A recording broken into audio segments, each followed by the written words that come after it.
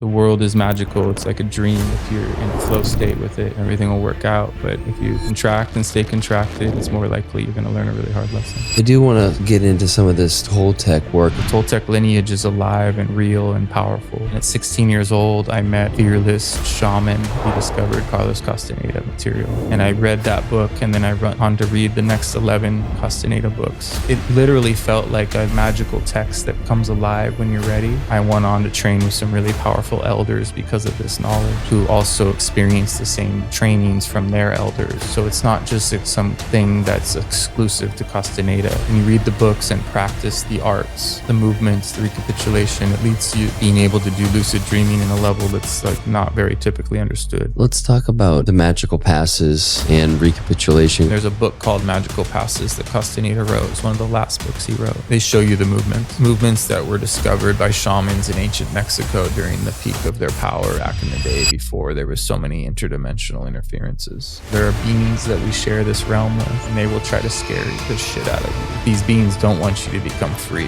The magical passes is a way of unbinding from that hypnosis. If you do the passes, eventually it'll lead you to being able to reclaim your attention, and you'll be able to properly recapitulate. There is a really powerful doorway into living in heightened awareness permanently.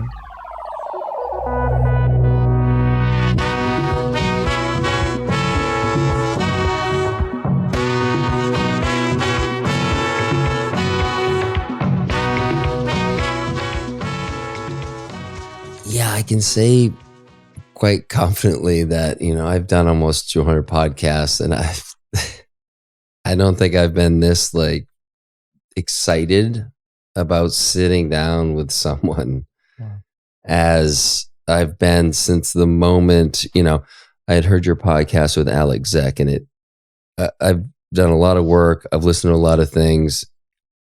It's kind of hard to literally blow my mind. My mind was blown, what is going on here? And we can get into more of that later. But since then, that was about 3 months ago, and you were on Adam Shell's Brain Supreme podcast, and I think Adam was the one who connected us. Yep. And then you were going to be coming to town, and so at that moment, I knew that we were going to sit down. I was like, holy shit, this is rad. And then since then, as you know how it goes, you continue to do your work, more things open up to you, different understandings. I've listened to the podcast at least one other time and bits and pieces of it as well. And I just hear things so much differently and so much more clear. And so I've just been so excited to not only have the little hang we had before, but for you to be here in Austin, for us to drop in with some other guys and all that, but really just to sit down with you, because I'm super curious about your story, which is so fascinating to me. So fascinating. So a lot of questions. Who knows how many I'll get to? We'll just go with the flow. But I'm so curious to just get your perspective on stuff that I've been experiencing. And we've talked about this on the phone, voice memos back and forth. And what is not at all surprising to me, at all, and you neither, is that as I've been having this kind of gradual awakening, we could say it started back in 2017 when I was in Las Vegas at the mass shooting. Sure, that was an awakening. And as I've gone through this journey, it's become very much accelerated in the last 6 months. And in the last 2 months more, and it's just more logarithmic, holy shit, more things are opening up. Things are falling away much easier. The stories are falling away. And so I'm feeling that real sense of freedom. And I've told you this before, when I've listened to you on the podcast, when we've exchanged communication, probably the thing that stands out the most is just your effect on the nervous system. And the best I can make out is that you were so in the center of your experience in ways that other people aren't. There's a few other brothers that I've been around that they say live really close to the earth, which I think tracks for you as well. Yep. And it's these brothers are exactly where their feet are in all moments. And so I got that listening to you and talking to you. And so I think it's just such a gift. And as these things have come online for me, what I recognize is that I'm so excited about this fucking new awarenesses that I don't often contain my excitement. Amazing. That's where I'm at. And when I am around someone like you and these other brothers, I'm like, okay, so like the next evolution is to be really grounded in it and not be so surprised. But I am surprised. So fucking be honest with that. Yeah. But also like I see just staying right there. And then what I'm sharing is much more easily received because there's not all this like excitement. And so that's something that I'm tracking right now, and it'll happen when it happens. But dude, I'm so stoked you're here. Thanks, man. Yeah, so good to be here with you, dude. Yeah. It's been a journey to get here, and glad we're finally sitting down together. I know it seems like we've been planning this for a while. It's only been a couple months, but right. What's been really cool is as I've stepped into going with the flow, we'll just say that, you just reflect that back to me and how we've been organizing this thing, where there's multiple things happening over a couple of weeks. And it's, I know when I reach out with you with an idea or a change of plan or whatever, you're like, great, amazing. They're going to be one person, just me and you at this workshop. They're going to be 50, whatever. Yeah. What time, when, and it's just a reminder that all parts of your life can be that way. It doesn't mean you don't plan shit. Right. People you just walk around doing whatever the fuck you want. You do, and you're in this world. And so what does that mean to be in relationship? And for me, that's been one of the things that's been a cool little challenge, because as I've become more free, I've lost sight of, okay, this is affecting other people too. So how do I be free within the container and the relationships with my family and friends, and what are our expectations? And I'm not as clear, like I'm not necessarily going to be home at 5:00. Like I'm doing this. And so I'm learning how to, create different maybe expectations. Absolutely, man. Yeah. There's so much freedom to that, like being in this world, but also not attached and not needing to be validated by others, and just really showing up and being super authentic about what is going to work for you in each moment, and being willing to cancel things or walk away when it doesn't feel right. Super empowering and liberating. And even as a family, as a father, that's tricky, but you're modeling that for your family and giving permission to other people to discover that too. And there's just so much power in the Toltec world, becoming a fluid warrior, that you're not in a fixed position. And you're in each moment being very conscious of your death, so that you're not like in an itinerary that could be entrapping. Like when do you get in the car to go to town? Like, you're planning to go at noon, but then you had a feeling to just go earlier or kick back and wait. And it could be life or death, depending on how you're living in that listening state rather than in a schedule. There's a lot of freedom that comes from that. A lot of doors open when you live that way permanently. Yeah, it's the way I understand it is like letting go of preferences, because the preferences come from all these stories. And I think about just getting in the car and how so much of my life, everything was a mission. Getting everywhere I could, is whether I was fucking walking from my bedroom to my office, I was walking at a pace, going through the airport, driving to the like all cases. And when I've let go of that, you can imagine I don't speed on the roads anymore. I take my time going through the airport. And when I do these things, I see a lot more of what the fuck is going on. Exactly. And this life is so rich when I've gotten out of these preferences. And it doesn't mean that when there's a choice presented, I don't have a preference within the choice. I try to tune in like, I actually want to do this, and I don't prefer to do that. But in the greater context, it's like, I had 2 weeks ago, I was on this rafting trip with my best friends in West Virginia, planned perfectly, where we're going to fly out Sunday back to Austin. My favorite band in the world is playing, the Red Clay Strays, Sunday night, awesome venue. We have the premium access stage. We had it all. we show up at the airport in West Virginia and there's like fog. And they're like, this never happens. Yeah. And I'm like, okay. I'm just kind of checking other flights. We're flying through Atlanta. What are the other ones? If we get in late, okay, there's a couple open. By the time they call up the passengers that are going to these different cities that need to rebook, those flights were already booked. Yeah. And so now I'm not going to get back until at earliest 9:30 or 10. And the show, you can imagine, is 7:38. I'm like, okay, so I'm not going to that show. And I was so good with it. Yeah. And my buddy who I was traveling with was feeling so bad for me. He kind of wanted to get home. And I'm like, dude, we're not leaving now. It was at that point, it was like 1:00. We're not leaving until 7. Yeah. So let's just go into, at this point, it was a beautiful day. Let's go in town. It was like 5-7 minute drive, found a sports bar, watched NFL football, and it happened to be the Sunday of the Ryder Cup, which was it was the most exciting golf event I believe I've ever witnessed.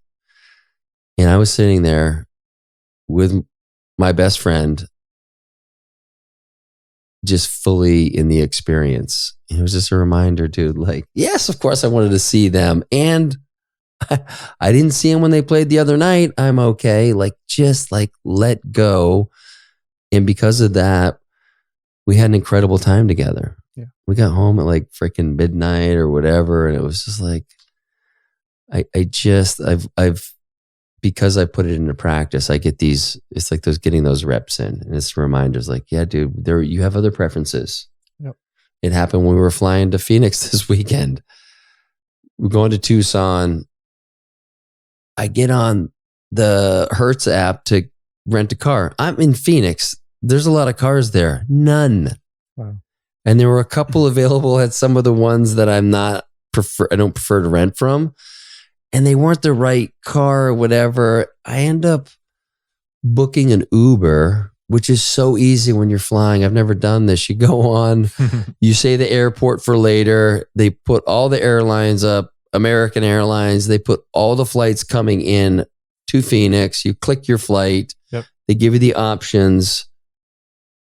And I'm like, holy shit, I've been renting cars forever because I like to listen to my music, because I like to drive. I like that, like all the reasons that are fucking bullshit. Right. I had the best time because we had this guy driving us. I was there with my family.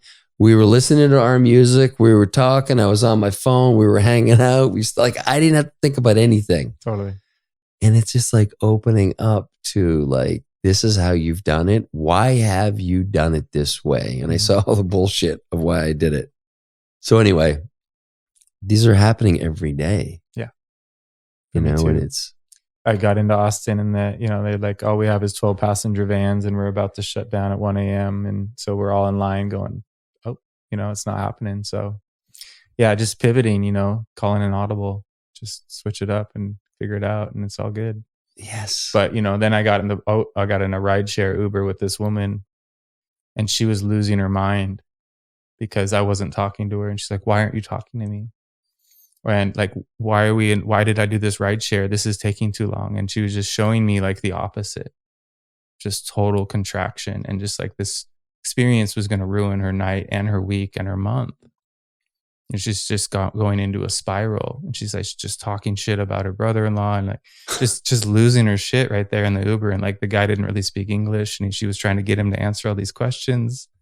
She couldn't handle the whole situation at all. But I learned so much from her. Just being in the presence of somebody that's kind of reflecting to you just how chaotic life can be if you're not able to adjust to the situation. And so, but then she gave me the sweetest goodbye at the end. It was like this like loving, like she was going to miss me almost. Like it's just so extreme how people are. And yeah, it's just such a powerful lesson to see the opposite sometimes. Yeah, that is. And I feel like for me in those situations, rather than like, for me, it's like why, what's going on? So I get curious about that. But what I've tried to land on more recently is stop trying to figure it all out because it's way too complex to understand what actually made her operate that way. But Just being like, isn't that fucking interesting? Holy shit. Yeah. And I'm sure in my life I've been that same person. It's like, wow, I remember how locked up and scarcity and all those things come into mind. And just you're create, for me, I'm like creating that in all moments of that experience. And I didn't have an awareness that that's what was happening. Sure. And that's, I think, when I started to understand that, like, I'm always creating my reality. It's like, just how conscious do I want to be of that? Yeah, we get to observe people, and we learn so much from the reflection of what position of perception they're operating from. And so everything becomes fascinating. And you stop being offended by anything at all. You save so much energy that way. And then you just learn how to totally be expansive rather than contract, and even in the most difficult situations. And I still contract at times, but my recovery time is so much better every day or every month. I start to realize where there's potential energy loss, and just trusting, even in situations that are really tricky, like getting out of this home in Missoula last minute. Like, I couldn't get, things resolved, but I just knew that if I panicked, that it would really get difficult. Mm-hmm. So I was able to just relax, and everything lined up, and we found the right people to help. And yeah, the world is magical. It's like a dream, and if you're in a flow state with it, everything will work out. But if you contract and stay contracted and start to freak out, then it's more likely you're going to learn a really hard lesson. Yeah, you lose the resourcefulness. Yeah, clarity of mind is key. So you can slow things down and really reset your field, and just do what you need to do to make sure that you're operating from the best place possible. And if you get off track a little bit, it's just, rather than beat yourself up for it, you just can catch yourself doing that and just realign. Well, I do want to get into some of this Toltec work in particular, because so many of us, our only experience with it is the amazing work of Don Miguel Ruiz. Right. Obviously the Four Agreements, and then a bunch of his other works. And just my understanding of, the deeper Toltec lineages that you talk about and you've experienced. I don't want to say it's different, but it's fucking way different than like reading the Four Agreements. Yeah. Now, they're within that. I'm sure there's some essence of that, but I'd love to I definitely want to get into your kind of upbringing and how it maybe got you into that work, because we all have our own story, and yours, I think, is particularly interesting, and so I'd love to hear some of that. Sure. And then, yeah, whatever calls you about the Toltecs. Thanks, man. Yeah, for sure. I mean, I took power plants really young. I was doing mushrooms and LSD when I was 13, and I was kind of in a really well off family, and I was a little bit like embarrassed of that. Like, I was always trying to like take care of kids that were more traumatized, or like make sure they had things that I had. I was sort of like, didn't feel right that I was so provided for, and I had all these people in my life that had such difficult situations. So I spent a lot of time over at like really dysfunctional homes, like just being in observation of the constant stress, and it felt more real to me. I had like almost like a cushioned life that didn't feel authentic, because there was just a buffer, that money and the in hindsight, it was sort of a disrespectful thing, the way I treated my parents, because I thought they were like unconscious in that they were, through that buffer, like kept them less real or something. But really my dad just like worked really hard and made that money from scratch. And, I could have really taken advantage of the situation that I had, but I sort of turned my back on it. And in doing that, I went out looking for people that really had difficult lives. And I ended up meeting a really young, powerful, psychic kid who was 15 years old and had been in and out of juvie since he was 12. And his, he witnessed his father get gunned down in an intersection. He, was selling crack cocaine at 12 years old as an Elm Street Pyru, blood gang member. He got initiated in at a young age, because he was just sort of living on the streets, and they just said, well, we'll just have this kid, run drugs for us. And so at 15 years old, I kind of kept him out of trouble, because I was pretty intuitive how to like have fun without getting up in trouble. And he kept me entertained. He was really fascinating, pretty schizophrenic kid. He could move his perception really far. What does that mean? Yeah, he just was able to like read minds and like listen from a different place in his being. And he was just really could sort of like look you in the eyes, and he'd like ask you, am I in? Am I in? And most people would walk away from this kid. Like, he was a terrifying person to be around. He was fearless. His goal was to be the best gangster that he could be. He's like, if I'm going to be a gangster, I'm going to be the best gangster I can be. And he was really little, and he would fight people twice his size and somehow win. Not always. I've seen him get really hurt, but he'd just taken so many beatings and so many levels that he was really like had PTSD, really altered, and sort of just on another world, really. He just was not, you could tell just by his energy field that there was something totally different about him and everyone else. So him and I took a lot of psilocybin and LSD for many years together, and like really got into some crazy situations, and we were all hanging out with people way older than us. So he's 15, I'm 13 to begin, and we're hanging out with like 30-year-old Bloods in like Tacoma, and like Crips, and like selling LSD to them. Damn. So we introduced LSD, like this whole network of gangsters that were not used to taking LSD. They were doing like coke and drinking 40s. And we just show up and start dosing all these like crazy big black dudes that are just like, we were in these apartment parties and just like watching these people just go through the most insane situations, like totally wild. And we were just accepted as these strange kids that just were there, and like kind of had some really sketchy situations for sure. But I was with him years later. We were at a rave on ecstasy and LSD, and he remembered when the priest molested him when he was 5. Like, all of a sudden he remembered everything. So like I was part of his journey of just becoming aware of his past, and I was sort of like became sort of my role was to help people that were traumatized. And I'm sort of doing that to this day, But I started off with just a really adventurous life, because my parents were traveling all the time. My dad came into a lot of money. He was like senior vice president of the Seattle Times.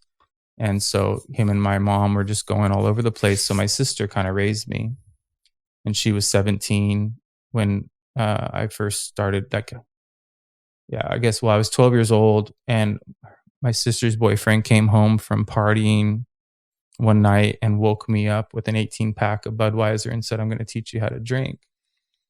So I'm like 4 a.m, I'm like 4 beers in, and I'm like, wow, this is crazy. So the next weekend I'm throwing a party for friends, and all of a sudden I'm, selling weed, I'm selling LSD. Like, I just started young. Yeah. And I had a lot of fun. I met a lot of amazing people. I was having sex really young with older girls. I was just in a really intense environment right away. And this arcade opened up in our town, and people from all over were coming every night. So it'd be like 300, 500 like people at this arcade, and there'd be big fights, and we were making a lot of money selling weed and LSD. And, we're just taking a lot of medicines. And then it just was a wild run. And then at 16 years old, I met an actual fearless shaman who was 21 at the time. He was a pro skater, pro BMX guy, just super physically fearless, but he discovered Carlos Castaneda material. And he was so gifted perceptually as a young man all of his life. And I had seen him around, and everyone knew this dude was like super strange and powerful, very quiet man. And he kind of pulled me into his world and offered me to teach me about this stuff. And he gave me actually what ended up being at the time with his girlfriend was the future became my wife, Rachel. She's the one that handed me the first Castaneda book and said, this is the truth. And I read that book, and then I went on to read the next 11 Castaneda books, which, as far as Don Miguel Ruiz goes, it's like the super watered down version of Castaneda. Castaneda goes deep. And I've had to read them over and over and over and over, all 12 of them, because every time you read them, it's like you've never read them before, because you're now at a new level of awareness and you start to really understand. It was almost like certain entire sections were blocked from your perception on purpose, because you just couldn't possibly translate it into like anything relatable. And so it literally felt like the never ending story, like a book made of like magical text that comes alive when you're ready, and it gets kept from you until you're ready. So you like almost go into a trance when you're reading it, and then it pulls you out of hypnosis the more you read it. So I'm about to go into another round of reading it, and now I'm really ready to understand it. And I've been reading it my whole life. Damn. So they're alive. And Carlos Castaneda, he knew that he was going to leave this world, and so he spread his spirit across these pages. Like he's present when you're reading it, and so is the lineage that he was trained in. The books would have been really different had he been given permission to write what he wanted to write. But when he first started writing it, all these college kids were taking mushrooms and jumping off of cliffs, and so the CIA showed up at his door and was like, "You can't keep writing this shit." So he had to sort of, and I think he got kind of co-opted. Like I think he ended up having some association with them that wasn't ideal. So I'm not defending the man, I'm defending the knowledge. I think people have tried to throw this information out because Carlos was tied to the CIA for some reason. But Carlos was a magical being. I know that because I know his cohorts now who are still alive. And I went on to train with some really powerful elders because of this knowledge, who also experienced the same trainings from their elders. So it's not just something that's exclusive to Castaneda. The Toltec lineage is alive and real and powerful. And when you read the books and practice the arts, the movements, the recapitulation, it leads to you being able to do lucid dreaming in a level that's like not very typically understood. So all these dreaming gates open up and all these gazing practices become available. So I'm at 16 years old and I'm basically spending all my time in the woods with this guy and his girlfriend who became my wife later. But it was the three of us mostly. And then I started recruiting other women into it. And my teacher was kind of too scary to recruit anyone. Most people were too afraid of how mysterious he was. So I was sort of used as the one to pull people into it, which in hindsight, I think that's why he pulled me in, almost like, but the training was profound. The man went on to have massive delusions of grandeur and totally misused his power. But I was able to get out of that. But I spent, like many, many, many years with him. And I don't mean like typical years, like it was every day listening to this guy explain things that he was basically translating the Castaneda material for me, because it's hard to understand the books. But if you have someone that's actually validated the teachings and is right there up in your world showing you how to utilize them. The main way that we learned was to face physical fear in the forest. So we were jumping out of trees and crossing canyons with like fallen trees where you start shaking out in the middle. You're like hundreds of feet in the air. And if you have to figure out how to move beyond fear in order to finish the walk. It's like tightrope stuff. And to do that at a young age, mixed with reading that material and then going home and doing dreaming at night and learning how to see energy in the dark. There's something called gazing where you can like zoom in from long distances and like see like little wormholes open up while you're awake. The world starts to disappear and there's like another world that opens up on the other side. So it's really easy if you start young like I did, and we were pushing it with mushrooms. Like we would double our dosage the next day and then double it again and then take a day off and then go hard at it again. Basically trying to force heightened awareness so that we wouldn't need mushrooms.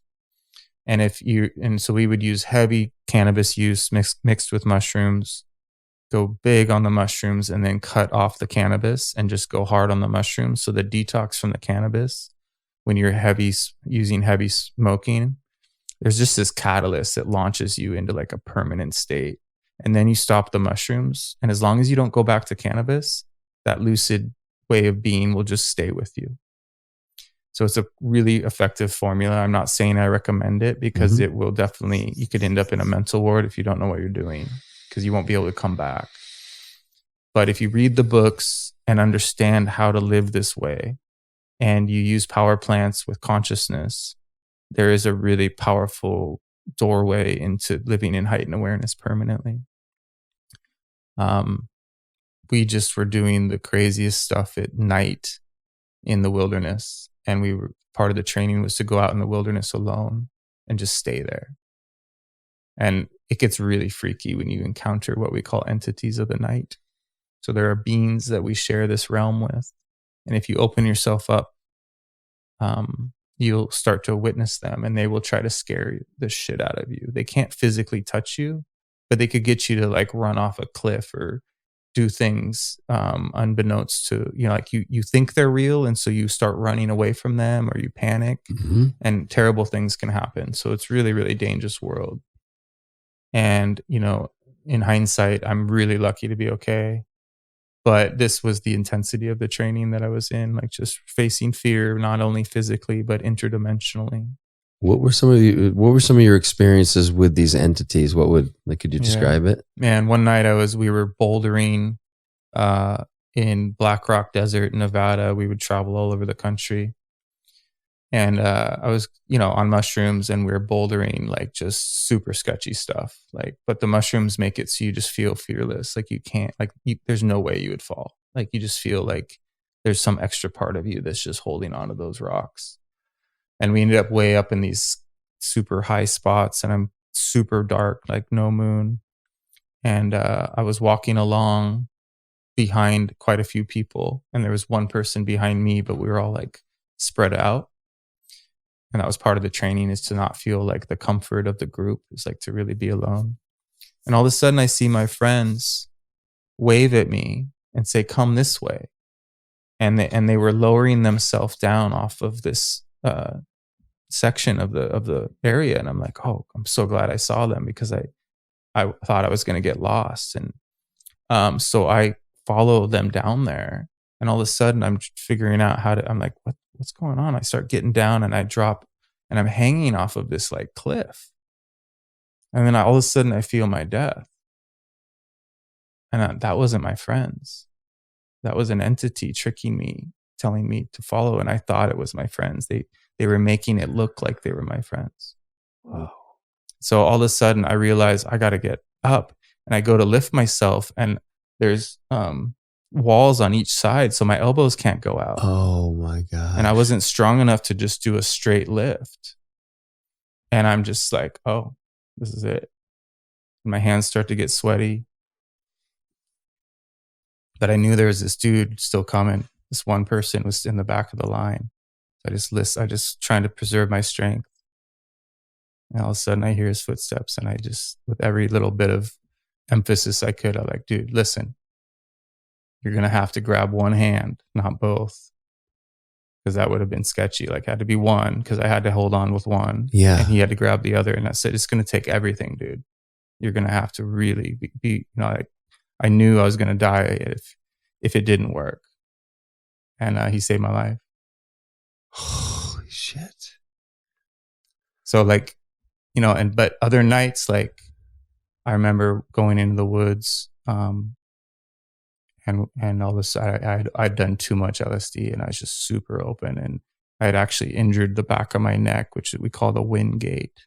And so I was in a really sensitive, energetic place. I had opened myself too much, and I was really in danger. And when you're like that, these entities get really close, and you know, they're not as scary as they seem. They're just attracted to fear or even high emotions of love. So you have to learn indifference when you're in the presence of these energies, because if not, they'll just come closer, and it's just so difficult to keep your cool when they get close. But I got really fucked with one night where I really just had to turn around and face them and just sit down. And like, there's a position you get into when things are about to get really bad. And is one of the most powerful moments in my life, where I just surrendered to my death, because I didn't know why there were so many. I didn't understand. I think it was the fact that I had injured my energy in the back. but it just made me super susceptible. And it was a real breakthrough to just surrender and realize that's when I realized they really can't hurt you. And I remember being with my teacher one night where I was just shaking in fear because there were so many. And he just turned to me and he looked at me. He said, just be with them. And I just relaxed. And they just went away, or they just like left me alone. And that's when I learned to just observe and be indifferent and not be afraid. And so I've had really incredible breakthroughs. They're not negative. They're just curious. They're going to test you because that's part of power, is to see if you can handle, if you're part of the training is you make a bid for power. You get really silent out in the wilderness by yourself, and you let the universe know that you want to learn. And in my training, knowledge is not information, knowledge is power. So I was making a bid for power. And that's why I'm in the position I'm in today, is I have access to personal power or real power. A lot of people have social power. Mm-hmm. And at some point you have to decide whether that social power is what is worth sacrificing real power. And so we start to extract ourselves from the social world. So you take off your social mask and you become truly an energetically authentic person that is not interested in the materialism or the power or the money or the even give up sex. You go celibate in order to save your energy for dreaming, because sexual energy and dreaming energy are one and the same. You don't have to be celibate, but for a period of time, it usually is needed in order to cross into these other layers.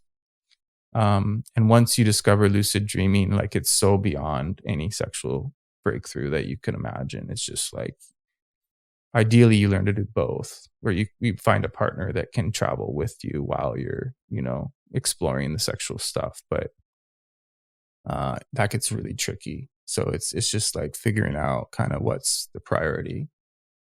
So I was celibate from I remember at 17, I went like over a year without a sexual thought. I was just reading Castaneda. I was so in love with the wilderness. I was so enamored with the teachings. My attention didn't go there. Sometimes it would show up in dreams, but even then I'd become conscious in my dreams, and I could tell that these women in my dreams were succubus energies, and they were just trying to get energy from me. So that's another thing you realize, is you think you're dreaming with your aunt and uncle or something. And then if you look in their eyes, these dreams are interdimensional beings. And so the more conscious you become of that, the more like terrifying but liberating it is, because you stop trying to interpret your dreams or try to make sense of stuff like that. You realize that they're energy generating experiences, and that you're actually in another layer of the onion when you go to sleep. So our assemblage point moves, which is a perceptual mechanism on the outside of the toroidal field of our luminous cocoon. And if you can get your assemblage point to move while you're awake, you can walk right into a dream state fully with your eyes open. So you don't need mushrooms or ayahuasca or anything to do this. But obviously, I used mushrooms to launch myself into the capacity to do it. And I'm still open to working with plant medicines. I just don't need to. And so we were just in this really powerful training for, our entire life was based on this work. And it was really hard to navigate, because it's hard to go to high school and do the normal stuff when this is your life, right? I even dropped out for a period of time and went hiking in the Rocky Mountains with 80 pounds on my back. And was just out there with this teacher and with Rachel. And he really turned on me out there. Like, it got really scary. Like, his shadow came out, and I got to experience like the dark side of him on a whole nother level, because he was just disgusted with me, because he'd become so powerful. He didn't have a sleeping bag. He was staying awake all night long, and just staying up for days, and just like generating heat by himself, because he was just so desperate to become the most powerful dude in the world. So there is sometimes desperation is really effective for achieving massive growth or becoming really powerful in that way. And so, we had our sleeping bags. We were sleeping, falling asleep, and he just was so disgusted with both of us for like not being on his level. Okay. Instead of being like a loving, compassionate person trying to teach us, he was just like trying to, basically, he was like, if you don't keep up, I'm going to leave you behind, and he was threatening to leave us out there, and we didn't know how to navigate the wilderness, and we were relying on him. I was like 16. I didn't have any idea I'd never been even camping, and all of a sudden I'm walking in the Rocky Mountains, so just really intense apprenticeship. Ended up having to leave it to go find a shaman that could help me sort of recover. And I ended up in New Mexico when I was like 18 or 20, 21. So I'd spent about 5 years with the first dude.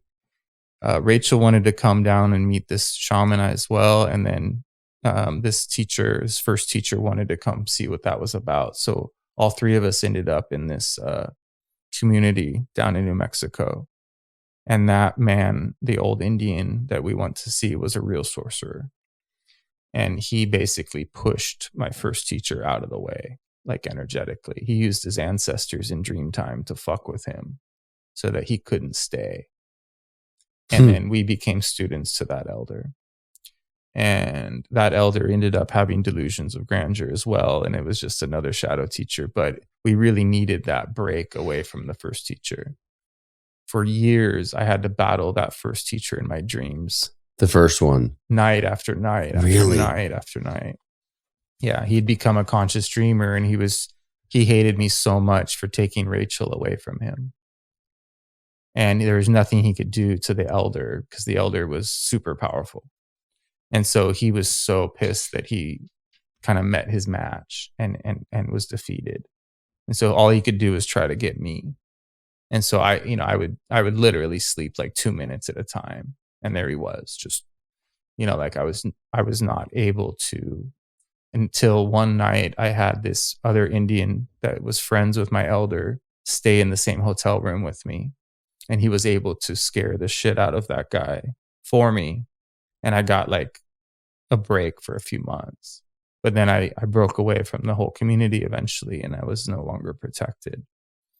But we started doing sweat lodges and vision quests, and we were training in this community that was international. So my elder was a really powerful sorcerer who was training with Credo Mutwa in South Africa, who David Icke studied with. Okay. So he was connected to some of the most powerful shamans in the world because he was really well known. And so he had a really powerful following. He would have a dream where his ancestors would show him a woman with a tattoo on her arm that said a certain thing. And then he would call somebody, like he would find somebody that lived nearby because he was international. And say, hey, you need to be at this concert because there's a woman that's going to be there that's going to have a tattoo that says this. And so he'd send one of his apprentices to basically invite her to come to New Mexico. And so he had wives that were like, 1/3 of his age from all over the world. And he could just pick them he could just pluck them because of his ancestors would inform him in his dream time. Wow. And so I was hanging out with all these beautiful women in this community cult, and we were doing sweat lodge, and some of the most powerful singers and chantress women and really advanced like witches and medicine women. He was training them how to do what he was doing. And he wanted me to be his, he wanted me to be his top student. And when he died, he wanted me to take on his wives and the whole thing. And so I was offered that at a certain point that I had already started training with a medicine woman in El Paso, Texas. And I had to really get clear on what to do, how to kind of get out of that situation, because it felt very entrapping what he was offering me. And it was, on some part of me wanted the power of it. And so I had to really get clear. And I finally kind of got into my heart and realized that it had to be a no. And so then this medicine woman and I and Rachel all started helping pull people out of that cult just by reaching out to them one at a time. Yeah, I was gonna say, like, I got a lot of questions, but just one in particular, like the wives, um, were they by and large totally cool with like you coming in, stepping into his shoes, and then like what? How does that all work? It was only the ones that were open to it. He just wanted me to fulfill a role, and whoever felt, because he wanted me to be the provider of all these kids that he had, right? So the reason these wives wanted to be with him is because he supposedly had this special seed that would make the kids have genetic memory. Oh, yeah. And they did. Really? Yeah, these kids were fucking powerful. What? Yeah, they were like, they could see energy, they could see visions at young ages. They were telling us things about interdimensional beings that we didn't understand because at such a young age they had such insight. This elder was raised by his grandfather. He was stolen from the mother of his own mother and taken to be trained by a shaman only because they didn't want him to be under the hypnosis of the mother. And so, at 2 years old, he was being taken amongst werewolves and stuff and being trained how to not panic in the presence of like all these entities. And he was, taught lucid dreaming on a level that's just so significant that by the time he was 17, he was one of the most powerful people ever. And he tried to escape the medicine path and went to Vietnam and signed up and became a paratrooper. And he would drop into Cambodia and like spy on the villages, and they saw him spying once and they invited him in to come do ceremony with them in Cambodia. And he became a warlord over the entire, like this huge Cambodia village because he had more powerful medicine than anybody they'd ever been a part of. He said the bullets would just fly through him. Like he was just, nothing could touch him, when you have that type of medicine. Like, oh my gosh. Dude. Yeah. And so he was given wives in that village. So he was like, and then he made a deal with that village that they wouldn't help the Vietnamese. And so he like helped bridge a deal with the Cambodia people and the US Army.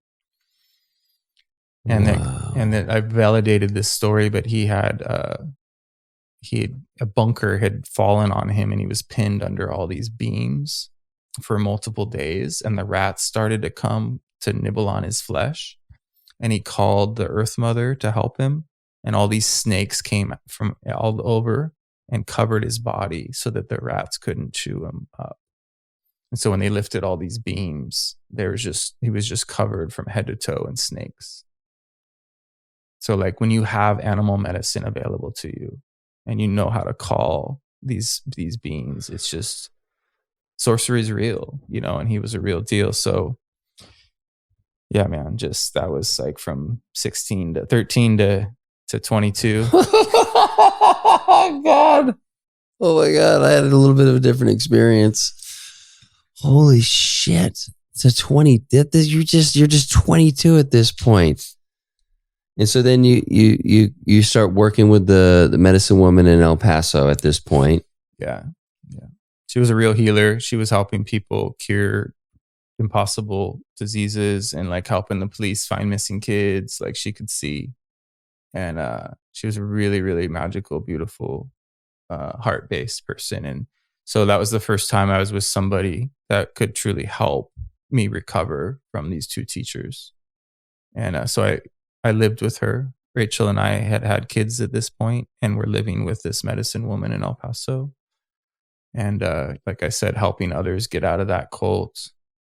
I was still scared Rachel was going to go back to the first man because he had a lot of power. And so would he come into her dreams as well? Seemingly, yeah, but not, he wanted her back. He didn't want to like mess with her as much. He was more just trying to get me out of the way because he knew if he got rid of me that she would probably go back to him, which I was concerned as well, even though we talked about it and she said she wouldn't. He had a real powerful pull on her. And, he had moved us into heightened awareness with his, what we call, he was a word singer. So just by talking, he could move our perception. And so we were really under deep hypnosis with him. And he was very, very upset that we got pulled out of that hypnosis by the elder. And so, yeah, it was a sketchy situation. I lived in a lot of fear. It was not comfortable. I was very nervous, kind of the opposite of how I am now. I was like not in my body. I was very ungrounded. I had seen too much and been through too much, and didn't really have the capacity to heal yet. It was until many, many years later that I was able to like really find the students of Carlos Castaneda and begin learning the magical passes, learning how to truly recapitulate, and able to get their feedback, these teachers, and face myself in a real way that eventually brought a lot of balance into my life. Well, let's talk about the magical passes and recapitulation, because I think probably for almost everybody listening, those are new terms. Yeah, so the Castaneda books are really powerful, and they eventually realized that people were going to need something more than just the books. Mm-hmm. And so Carol Tiggs, who's still alive today and lives in Los Angeles, is in the book. She's one of the most powerful women in the world. And she's not available to people. Like, you have to very few people have access to her. Mm-hmm. She's the one that said we need to start teaching these, what we call shamanic passes or energy passes, shamanic movements. And so Carlos Castaneda agreed, and they started doing workshops where, and there's a book called Magical Passes that Castaneda wrote. It's one of the last books he wrote. And then they came out with DVDs at the time, or, VHS back then, and they show you the movements. They're essentially movements that were discovered by shamans in ancient Mexico during the peak of their power and the peak of their joy back in the day, before there was so many interdimensional interferences. Back when we used to walk into other worlds easily. Now we're sort of pinned down. It's really hard to move beyond this layer. And I've heard you talk about like something happened where an entity came in. Yeah, we got outmaneuvered by what they call the flyers, a force that is higher on the food chain than us. And so the flyers essentially lent us their mind. And so what we think are our thoughts are actually the thoughts of this predator. So in order to extract yourself from the hypnosis of this, believing that this is a physical world, you have to learn to stay in silence for such long periods of time that you get a break from that interfering voice that you think is yours. So we have a natural mind, and then we have this foreign installation. I have it. Everyone has it. Anyone that claims to not have it is full of shit. Once you understand that, then the road begins. You start to understand how serious of a situation this is, that we're in a real predicament. And I wonder, because we went to, my wife and I and my son Jake went to Damanhur in the spring, and I seem to recall one of the men was giving us a lot of history around Damanhur and Atlantis, and I feel like he had mentioned that things went south in Atlantis when there was something that they accepted. They wanted to have the intellect, and the intellect fucked everything up. Yeah. So we used to live in what's called silent knowledge. And then we moved our perception collectively to the place of reason. And it was through this, parasitic entity that showed up and outmaneuvered us by moving our perception to the place in which we could be controlled. But it was all of a sudden we were getting told things from this voice that was really really unique. And it is a powerful thing. Like, because of the foreign installation, we can do things that we wouldn't have been able to do in the past, like build skyscrapers. Like they tell you how to do stuff. God. They designed a world, they designed a prison, and we built it for ourselves. Yeah. So the magical passes is a way of unbinding from that hypnosis. If you do the movements long enough, and you will experience severe resistance at a certain point because these beings don't want you to become free. But if you do the passes, especially like on a long weekend, like 3 days in a row, and you're doing them in a large group, these waves and waves of brand new feelings you've never felt come up. And it's just incredible. And as long as you don't just do it that weekend, that you go home and you do them the next day and the next day and the next day, and you just keep going, eventually it'll lead you to being able to reclaim your attention, and you'll be able to properly recapitulate. The movements are amazing. They're not, it's not like Qigong or Tai Chi. They're very strange. They're abstract. They're meant to be sort of confusing so that you have to be in your, you have to use your body memory rather than your mental memory. Okay. So some people are really good at them if they're extremely coordinated, but it also challenges your typical type of coordination. So if you have dyslexic stuff going on, it can be really difficult to do these passes. But as long as you don't give up, it's not whether you do them well or not. Like, they're designed for each person to free them, regardless of how coordinated you are. But they just put you in an altered state. And then the recapitulation is basically the concept is that our memories flash before us when we die. Every single one of them. Everything's recorded. If you can gain access to all that inventory prior to your death, then you can have an alternative way of dying because you have already reviewed your life. And so it seems like an impossible thing to do, but once you start on the path of remembering, and basically when you're recapitulating, you're breathing in the energy you left in a past situation, because we say the past is still happening. So you can always return to the event and collect your luminosity from whatever person you had sex with, or whatever, maybe you did something to somebody that wasn't so cool. There might be a lot of energy still sitting there of yours. And then you also want to give back on the exhale. You want to give back any energy you took of theirs, especially with sexual partners. So you eventually start having memories come back from your childhood when you do this work that you completely forgot about. Like, entire sections of your life get suddenly surface. And so if you can put in some time in this work, it's so worth it, because your youthful energy comes back. All your creativity and imagination that you had when you were super little, it's like you get to be an adult but still have access to all that joy and all those feelings. So it's there's even more pressure on us to not do that work than the magical passes, because these flyers are very much invested in making sure that they stay on the top of the food chain, and they don't like even one person getting free, because like courage spreads like wildfire, just like fear. So that 100th monkey thing is real. If enough people do this work, then these predator energies cannot outmaneuver us anymore. It'll change the whole paradigm. And I really believe that that's what's going to happen.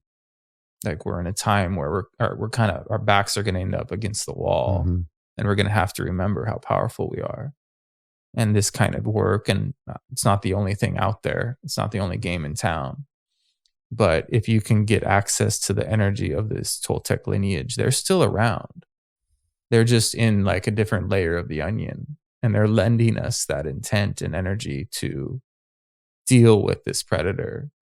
And you can basically create your own reality here by stop being food for this predator. So if I can be impeccable enough, which is different than discipline. Impeccability is very love-based, and discipline is sort of fear-based. Yeah.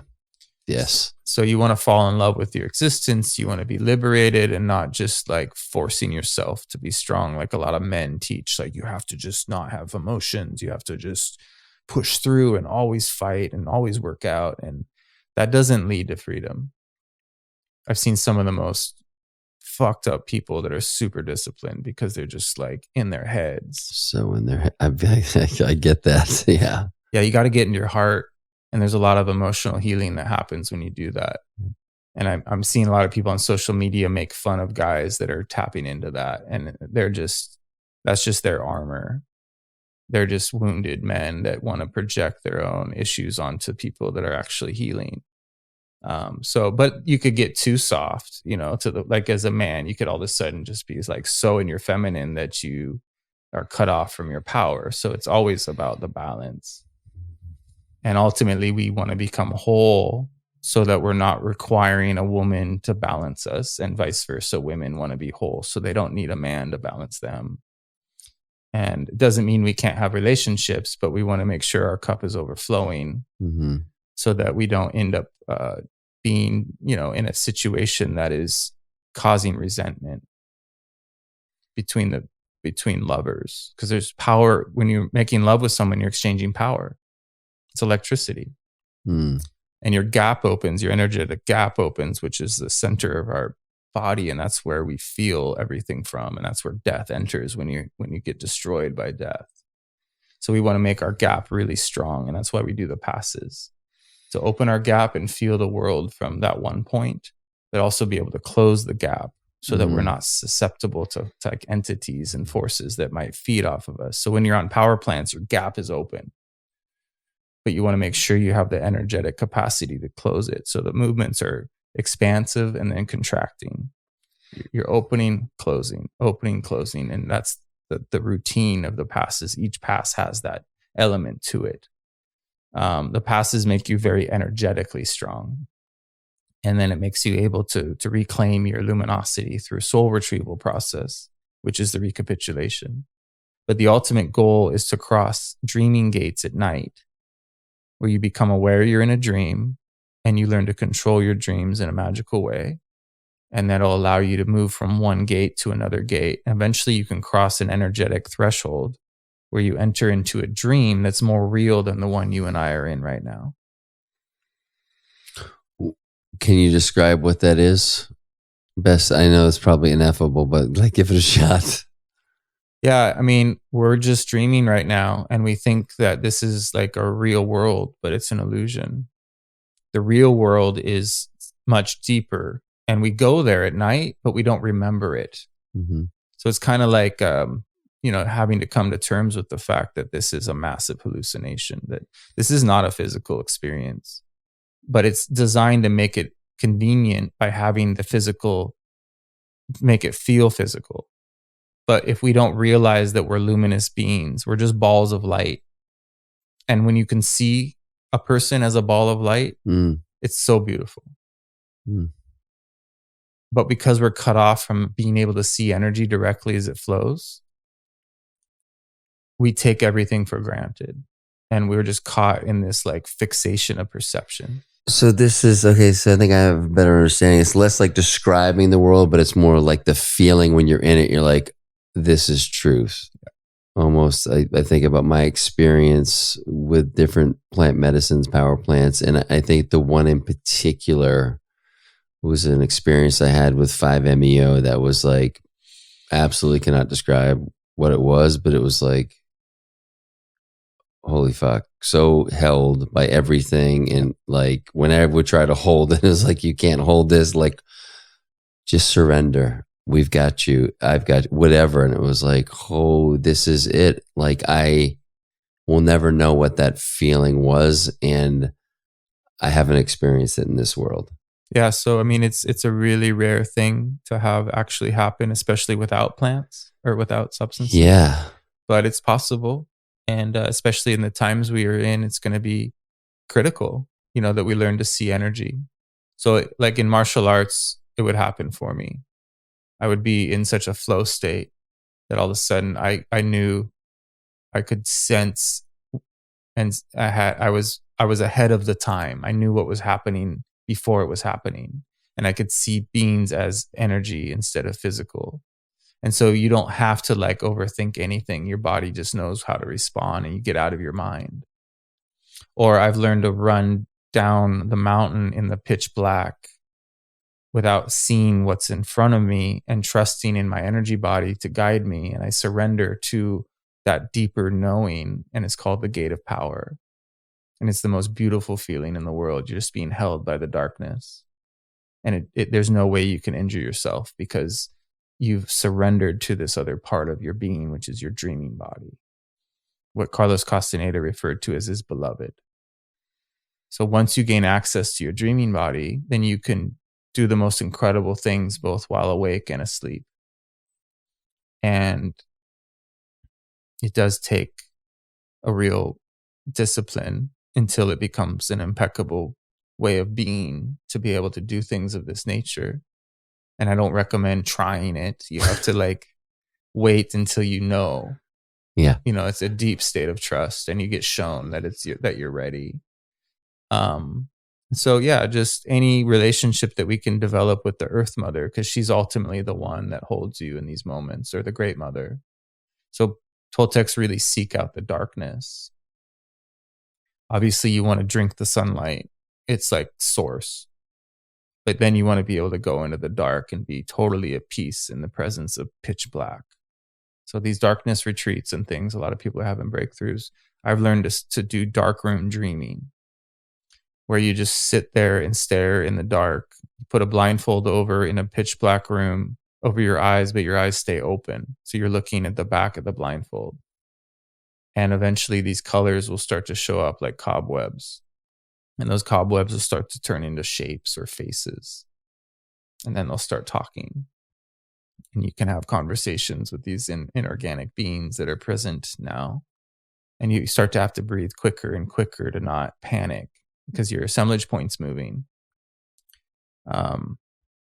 People fly to Tibet to work with monks in order to have these experiences, but you can do it in your own bedroom for free. But you just have to practice, and there's going to be great pressure again not to do this. So it's just something that not most people are going to be interested in, but for those that are called to this kind of work, it's like the calling is super strong, and it makes the mundane no longer exist. Life becomes so rich because you can do this at any point, at any day. And shamans learn they don't sleep. They just do dreaming. So they live 24 hours a day, fully conscious. They don't ever drop off into unconscious sleep. They're in conscious sleep, but they get to the most beautiful rest. They still get restoration every night because they're moving their assemblage point to these really remote places where your body gets to stop and heal. But they're aware and observing these other worlds, and there's nothing like it. So it's worth everything to be able to gain access to that other side, that dreaming body. So Carlos Castaneda was trained in these arts, and his teacher taught him how to do dreaming by lending him energy at first of his, and then forcing him to then save enough energy to be able to do it on his own. So Carlos had to become impeccable because he basically hooked him by giving him a taste of what it's like. And the hook is so strong. Like once you get hooked to this work, you'll do anything to be able to experience it again. And so Carlos had to revamp his life and figure out ways to stop losing energy. And, but eventually he went to sleep in his bedroom in Los Angeles, and he went and woke up in a bathtub in Tucson, Arizona.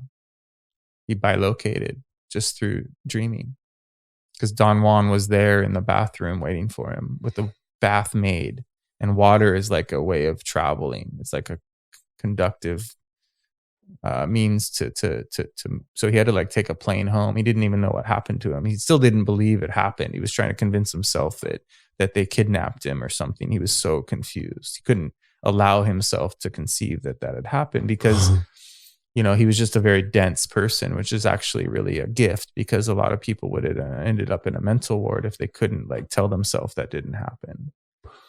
Oh, interesting. And I know you've talked about that, and just through I've listened to the first book, The Teachings of Don Juan, and I've listened to it a handful of times. And in fact, at night, my kind of go to bed ritual is I put on one earbud and I put on the audiobook for 15 minutes. And whenever I fall asleep, I fall asleep.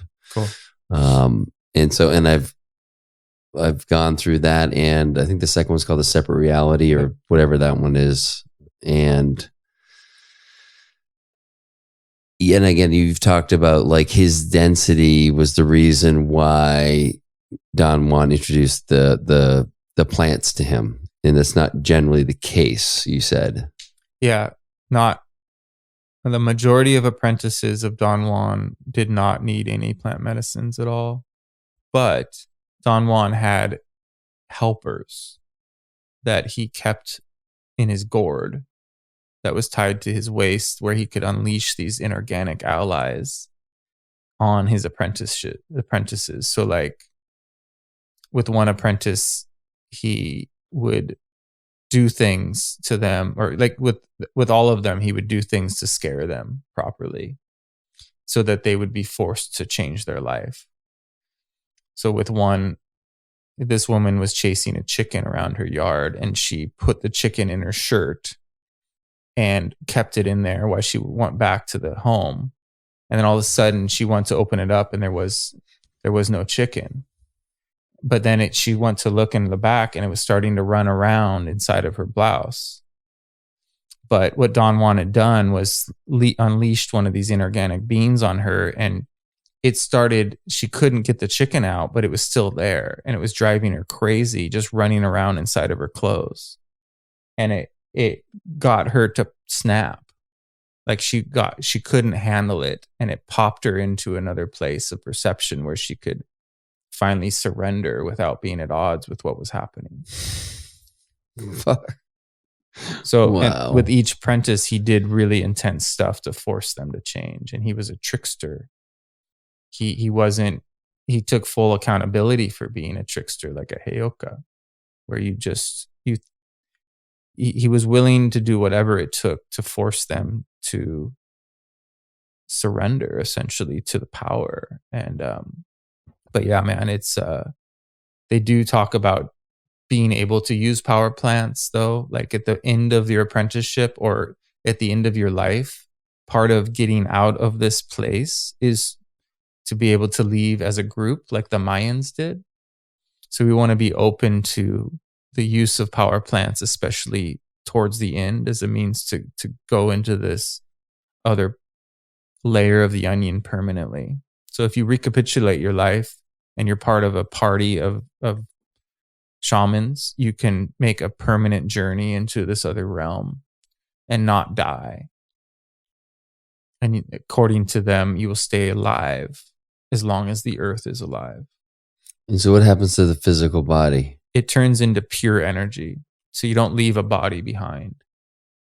Like the old shamans, they would know that the one of the people would leave, so they'd put rocks in the coffin and make it seem like the person was having a funeral, but they really didn't die. And shamans will bury themselves in the earth in like what they like graveyards, but they're not real graveyards. They just bury themselves for long periods of time to become one with the earth, to build up enough energy to be able to make the crossing. And the type of, the type of shit you have to get over in order to be buried for that long. It's like total surrender. But it feels so good to move your assemblage point to those places where you're just in a totally different experience. So they're finding like mummified people that are still alive, like 450 years old, in like Thailand and stuff, because they just moved their assemblage point to a different place. And they're just in this really unique state where they're barely breathing, and their bodies started to calcify. And so you can do the craziest things. It's just a matter of like training enough. Is there like some sort of risk in the kind of crossing over, or are you just like not able to cross over until you've cleaned everything out? Like, can you get bad stuck or? Yeah. Everything is super dangerous, including trying to cross. There's all kinds of entities that'll hijack your crossing. Even entire parties have tried to cross and got waylaid. But time is not linear.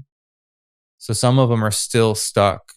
Like they left like 3,000 years ago, and they're still stuck in this one layer, and they don't know what to do to get out. Oh fuck, dude. That sounds terrifying. But they say it's better than not becoming aware. Mm-hmm. Like basically we ended up in this stream, and this is not the real place. And so we're already stuck. We're already in one different layer than we're meant to be in.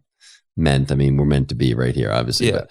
But okay, that's interesting. And I just in my own experience, I understand it's better to know and like live in some sort of fucking, existential crisis or whatever than to just go about how I was, because something didn't feel right. And I had a lot of density as well. So I couldn't make out, but I had enough intuition guiding me, like, just keep fucking going. People would ask me, what do you like?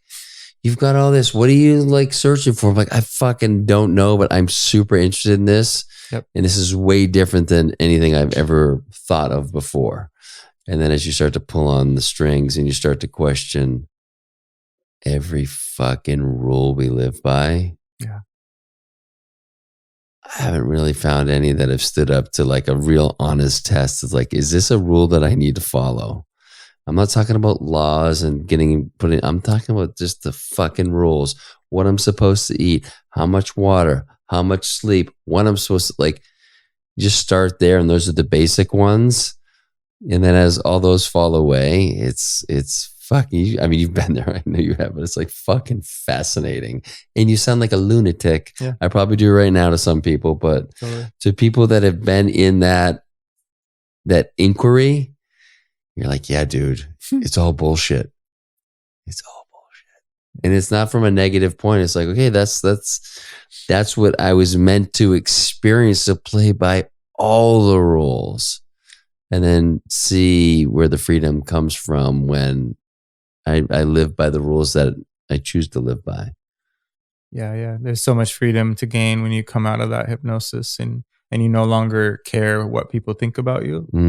The more they think you're crazy, the better, in a sense, as long as they don't like try to lock you up. Yes. Because that's a real danger too.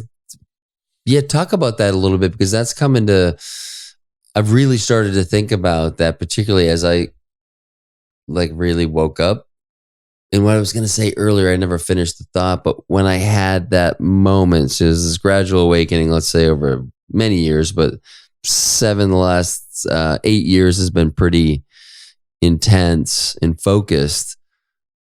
But when I really felt like everything kind of clicked and fell into line, and I started to see how I was protected and guided by the universe and all this, it was coming out of a session at Matter. I was in the theta chamber, and the first person I saw was my wife. I was so happy that she was the first person, and you and I had a call scheduled right after that. So I got in the car and called you, and I was just like a fucking lunatic. Thankfully, you knew what I was talking about, but I was like, dude, holy shit. I get it. I get a lot of it now. I probably said, I understand. I was like, at that point, I was like, I understand a lot more than I did before. And so it was so fascinating to come into that. And in the period of time after that, I could see myself getting ungrounded, and I could see myself letting my thoughts spin, and, even around these whole rules thing, it's like when that's ungrounded, it's like very liberating and it's very euphoric. And it's like, holy fuck, better than any drug I've ever done. Mm-hmm. And then it needs a grounding cord. And I could just see that if I didn't have the proper support around me and the know-how of how this works, if someone just happened out of the blue, they end up in the mental ward, and then they are medicated. They are just, it's a whole thing. So I'm sure you've seen that. Yeah. I trained with people that ended up in the mental ward, unfortunately. And then now they got out, but now they don't remember our experiences. They had to shut it off. Like I tried to talk to them about what we did, and they just have no reference for it because they were in a different position of perception that they had to close down in order to be okay, because they weren't prepared for the training we did. So Don Juan would say that if you were to become a seer prior to becoming a warrior, you would become meek in the face of the unknown. Okay. So we need to become warriors as a means to prepare for our encounter with infinity. But eventually you can learn to be unflinching in the face of infinity. And that's unbending intent. You learn to stay in silence for not just a few hours, but for days and weeks. And it happens to some people that are just lucky. They figure it out. And then some people have to fight tooth and nail for decades in order to be ready. Everyone has different levels of personal power. The Toltecs say it's not a matter of how much personal power you have, it's how much you trust in it. Mm-hmm. And so our relationship with trust and our ability to acquiesce to the guidance that is being presented. So I'm a big fan of listening rather than manifesting, because you might not know yourself. And if you're manifesting things that you think are appropriate for who you are, they might entrap you. They might be hard to get out of. So you want to be very careful until you know yourself. And then, then you're free to really start using your power in a way that will take you to freedom rather than, they say that sorcery is a dead end street, but so is being ignorant. So you have to learn both. You have to be able to be of the world without being offended. And you also have to understand the sorcery side of things, that will entrap you. But there's a middle path they call freedom. So you have to turn down all the power, not use it to have an advantage in this place. Because the afterlife is where the real freedom is. And then, so you save your energy for what they call, the somersault of thought into the inconceivable, where you get to do whatever you could ever your imagination gets returned and you get to fly into other worlds as you shapeshift from bird to animal to cloud to whatever you want. You become one with everything. And it's ecstatic. So what kind of, with regards to that, what experiences have you had along that kind of continuum? Yeah, I spent a lot of time in the wilderness just getting so silent that I become tree. I experienced being a tree, actually. Really? And the shamans of ancient Mexico were so focused on staying here. They loved the earth so much that rather than die, they chose to shapeshift into trees. And they're still amongst us because trees live a really long life. So if you go to the redwoods, they're like a perfect circle of redwoods because they're all humans that chose to go to go be there forever. These massive beings. So when we're just recklessly killing trees, we're actually killing sorcerers. Whoa. And they will put out some serious energy if you're about to try to cut them down. They will make the karma that you get for cutting down these old sorcerers it's not karma. It's like witchcraft. You won't probably, the people that are dense enough to just slaughter life unconsciously, there's a repercussion that follows them home. Their lives fall apart. So if we could become aware of the fact that conscious, that trees are conscious, that some of them aren't trees at all, we'd have so much more appreciation for the power of this realm. But on the same token, I went to my elder once and said, for my job, I was in construction, and that my job was I had to clear cut an entire lot and build this mansion for these people. And I said, so I'm going to quit. I can't. I'm willing to build houses, but I'm not willing to kill the trees. And he said, actually, it'd be better that you be the one to offer tobacco to each tree, say thank you, and consciously take them out rather than some redneck that's just wielding a chainsaw. So I cleared an entire lot of trees, and it was a powerful thing to do because I was giving, appreciation to each one and saying goodbye, and because someone else was going to do it. It wasn't like it wasn't going to happen, right? So it's not pretty. There's no spiritual foofy tale here. This is all we have to do the work. And part of that was the work, was being able to show up that day and deal with that energy of, being the one to kill things. But it's not like it dies. Even if somebody were to come kill me, my soul doesn't die. I just leave this avatar. And same with the trees. They just transfer back to source and come back in a different way. So knowing that your soul is eternal and indestructible why wouldn't we pursue knowledge rather than remain comfortable in our social power? We would want to free ourselves from any contracts or things that are keeping us from freedom. And Toltec say it's not like we get another shot at this. There's not multiple lifetimes to do the work. I mean, there are parallel lives, but there's no such thing as reincarnation, because all of our lifetimes are happening right now in the eternal now. And yes, when I'm done with this life, if I don't get to freedom, if I don't cross over, then I'll, like a slot machine, I'll jump back into a lifetime that's already happening and experience it as a memory. So you could pop in at the age of 40 and you'll remember everything that happened up until 40 as a memory? No, like I'll be conceived into another lifetime, like in the 1800s, or, it's not linear. It's not in the future. It's not like, it could be, sometimes it happens that way, but the future and the past are happening right now. So my parallel lives, I have parallel lives in like these crazy other timelines that are in the future and the past. And that's what you've been able to experience. Yeah, I've met some of my parallel lives in dreams or in scrying in the mirror. You explain scrying? You're just locked into your eyes in a mirror, ideally an obsidian mirror. And you start to see your ancestors or your parallel beings. So all these different, like it's your eyes, but you're seeing all these other faces because your eyes start to your eyes start to cross. And then you'll forget that you're looking in a mirror and you're like, I know this person. Who is this? And you start crying. It's like so beautiful because it's like someone you totally forgot about. Ugh. And it's you. It's your parallel lives. It's so beautiful. And you completely forget like how you don't even know what's going on. And then you don't even know who you are now. You forget your name, you forget what is, you don't know what we are, what is this place? Like everything's gone. And it's terrifying and liberating. Uh-huh.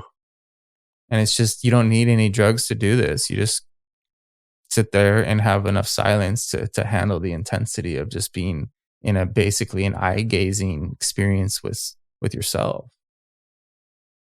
Wow. So these are the little tricks that unbind us from, the kind of the illusion that we're inside of, and you start to get really excited about them. It starts to become just a way of reconnecting to source. And there's so many ways, like whether it's sun gazing or gazing at the rain, gazing at the snow, gazing at trees. So I'll be in the wilderness gazing, and there's like another world starts to overlap because my eyes cross. And so the foliage becomes like fractals, and then the fractals assemble into castles. So I'm looking at a system of castles, and I'm in the woods. Whoa. And if I can, eventually I'll be able to get up and walk into one of those castles. Carlos Castaneda walked on a bridge made of fog. Jesus. My elder his uncles would drink whiskey and walk across the canyons at night because you can't see the gap, like a 30-foot canyon. All you see on the flat horizontal plane is the ledge, and it looks like the other ledge is right connected. And because your perception is so magical, you can just walk right across the canyon. Holy fuck, dude. Wow. Wow. Dude. Have you gotten to that point yet? I hovered over empty space. I was on the edge of a cliff on LSD. All of a sudden I looked down and there was no ground below me. And then what happened? Did you just like be there? Did you step back? I mean, at that point you're like, I can't fuck up how I feel. Yeah. I instantly was, I like this crazy sound came out of me, like a weird cry. And I like thought I was going to die. And then all of a sudden I was back on the cliff. So like, there's all this help that we don't realize. Like I was innocent in that moment. So something helped me, but I'm not innocent anymore. It's kind of like Frodo or like a Hobbit, where he wears the ring in the beginning and he's fine, but then he knows about the power of the ring, and so he's no longer innocent. Once you understand how power works, you don't get bailed out necessarily. Yeah. So it's very dangerous. But Don Juan would say, what's more dangerous is to not know, to remain ignorant. We're here. Our lot as men is to learn, and learning doesn't mean information. Knowledge is not information. Knowledge is power. Yeah, because you had said knowledge earlier, and I wanted you to make that distinction for people, because a lot of people do think it's consuming more information, and it's like, no, in fact, it can be information, but it's not the information you think. It's the information that's all around us. Yeah. So like you don't, not a single book is needed. Yeah. We don't need any of the religious texts. We don't even need the Castaneda books. This earth will teach you. The sun will teach you. They communicate. But it's not like with words. It's through feelings. So Don Juan said, everything here is a feeling, including us. So we can reach pure presence and pure feeling. And in those moments, we will unbind from the physical and have the most luminous experiences possible. And we don't get to take anything with us when we leave, except our experiences. So I recommend everyone have really powerful experiences and not, find a way to have adventure. So like traveling with an itinerary is like kind of pathetic, but like really going out there and listening to the wind and following your feelings and having true adventures. So Carlos would say, just leave your home and walk and don't come back until you've changed.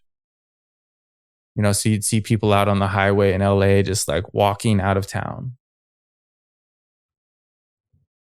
I hitchhiked without any money and would start over in another town just to prove that the universe is conscious and it'll take care of you no matter what. Someone would pull over and give me a ride, offer me a place to stay and a job. And all of a sudden I'm chilling. I'm in a new town, started over. And it's just the reality is magical. And people will come out of the woodwork to help you if you're in alignment. But you got to change your relationship with materialism. You have to come out of the comfort. So it's not like it was easy. I had some rough experiences in that process, but I didn't give up and call mommy to bail me out. I stayed out there and I didn't sleep for days. And sleep deprivation actually will alter you in incredible ways. You'd mentioned that on the phone. So yeah, let's talk about that. Yeah, I stayed up for 7 days once without any substances because I was doing so many magical passes that I just couldn't drop off at night. It felt like falling off a cliff. So every time I'd start to fall asleep, it was just too uncomfortable. And so I just couldn't drop. And on the 7th day, I just had a magical breakthrough. I realized we don't need it's all perceptual. We think we need sleep. Mm-hmm. In fact, our sleep is what's kind of keeping us under hypnosis. So this is why shamans do fasting, go without food, go without sleep, even go without water. So a vision quest is 4 days, 4 nights without food and water. And you have to keep the fire going. And so if your fire goes out, then the vision quest is over. The elder makes you come back down the mountain. So you can't fall asleep. Oh. So there's no sleep, no food, no water. And the whole point is to have an altered state experience that leads to a vision. You and I are having a vision right now. This is a vision. Because so many people are in the same vision, we think of it as a reality. But this is just a projected holographic experience that we perceive it as a physical thing, but it's just a vision. But this is just one of many visions. Our ability to go from this vision to other visions is what's going to determine whether we evolve or not. So the Mayans walked right out of here because they learned to cross from this vision into other ones. So there is no physical worlds out there. They're all energetic. But we get to experience them as if they're physical, which is great. It feels good. Sex and dancing and it's amazing. But if that's all we know, then we won't be able to do what shamans do, which is like walk through walls and walk across canyons. And that stuff's so much better than just being stuck in a body. Yeah, dude. So is that some of the stuff that you're continuing to like orient towards in your work personally? Not the stuff that, you know, you're kind of teaching people, but. Well, I'm definitely like, you know, I'm not walking across canyons, but I'm open to being able to do that eventually. I practice the gate of power. I spend a lot of time in the woods walking in the dark, and I get to experience that in moments, which is really healing. It's just like energetically, it's just like a cleansing when you get a break from your physical body. It feels so good. I teach people in my work to go really slow because I've seen what happens if you try to advance on this path quickly. You want to be slow and steady and trust that you're going to have a lot of time, but also treat each day as if it might be your last. So it's every truth in the Toltec world is contradicted by itself. They say that nothing matters, and yet everything matters. So it's linear and it's non-linear. You know, there's parallel lives, but they're also one after another. So our ability to unbind from the linear is balanced by, so the non-linear is balanced by the linear. And there is a way of being free in this place. And when you're of service, the universe, it's like a return on investment. When you're truly helping people, then the universe lends you energy. If you're breaking patterns and coming out of hypnosis, then the universe lends you energy. And so I get up in the middle of the night and walk in the dark, not because I want to, but because I know, I do want to, but some part of me doesn't. Part of me wants to just try to go back to sleep. But if I'm listening, you know, I'll get told what to do with that time as a means to make the most use of my day. And when you are comfortable with not getting sleep, then you realize you're just so much more powerful than you thought. You learn to breathe and regulate your nervous system and just really borrow from the sunlight, you know, or the darkness. You discover resources you wouldn't if you were staying in that typical pattern. I don't follow any rules, right? So people say, oh, you can't have alcohol, or you can't smoke cannabis, you can't do mushrooms. You have to be, you know, substance free. And I'm like, I don't have to do anything. Dude, I do what I want. I don't know how long I get to be here. I'm going to make each day count. You know, so I hang out with crazy people that really push it with medicines, and I love it. I love them. And I don't, you know, the Sangomos in South Africa, they do these trance dances, and you have to keep imbibing alcohol and cannabis, and you have to get into a trance state so that you don't get to stop. Part of training your perception is to alchemize those substances. Okay. And you stay up for days, and you have to drink and smoke as much as the shaman tells you. And yeah, sometimes people puke and don't make it. Some people, they purify it through the dance. And I learned to do that. So it's, you know I don't recommend it. Alcohol is poison. It's hard on us. But I've reached some of my most profound lucid states using it. I travel on it. I sun gaze while I'm drinking. And I shine the light on the ice cubes of the drink, and I'm inside the ice cube. having the most psychedelic moment with an ice cube in the sunlight. And then I consume it. And, I drink the light through the ice cube. And I get really launched. And the spirits, they're called spirits. And I get to talk to my friends that have died. Whoa. So it has to do with alchemy. It has to do with how you feel about what you're doing. Mm-hmm. But if I'm like angry and the landlord ripped me off and I'm like sitting at the bar, like fucking complaining and just, that's different. That's going to lower my frequency. So all these people saying it's all low vibe and not to do this, that, and the other, I don't agree. I think it has to do, there's a lot of freedom in not letting any stories hijack you around what's right or wrong. And then all these people are like doing cocaine and ecstasy and saying that that's good and alcohol is bad. And I'm like, I don't know, I don't think that cocaine's actually helping you right now. Like, I think you might want to reconsider, not that it can't be helpful at times, but like you're telling yourself a story and then judging somebody else.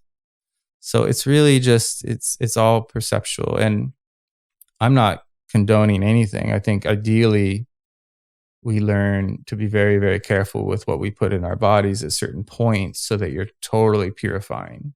Mm-hmm. But part of being flexible and fluid is having adventures.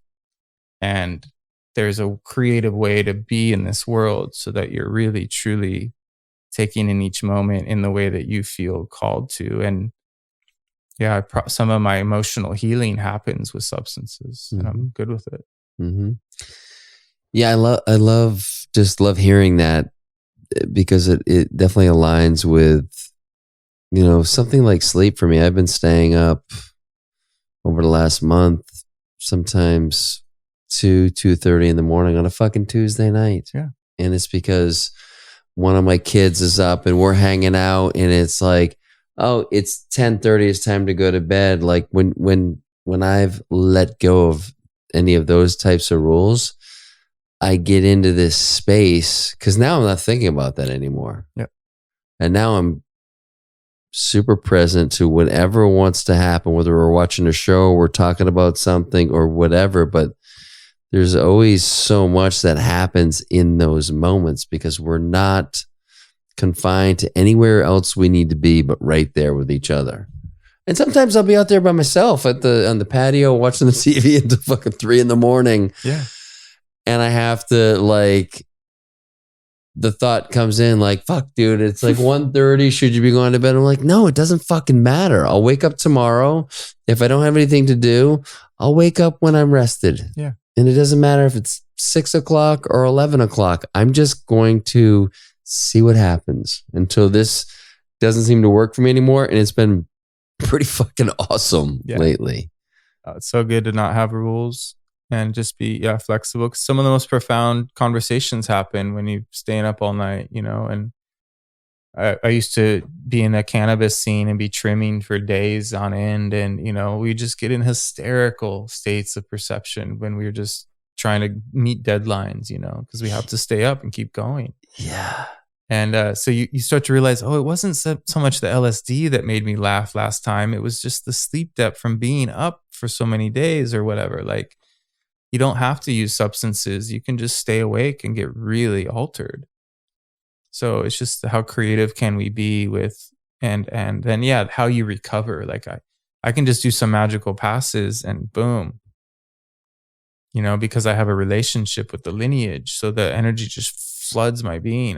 That's why I don't need so much sleep anymore. But I also, for people whose nervous systems are dysregulated, I recommend getting in a routine of really good sleep until you have a regulated nervous system. Mm-hmm. For someone like you and I, we've already done quite a bit of that work, and therefore there's more opportunity. And Carlos Castaneda would say it's best to be awake during the hours when everyone around you is asleep, because everybody's assemblage points have moved. When you're asleep, your assemblage point is in another location than a typical one. Which allows you to have the dreams that are different than what your reality is. So that way, and that way you get the benefit of being in an altered state because everyone else is in an altered state, but you're not unconscious. You're consciously experiencing that. So it's really profound.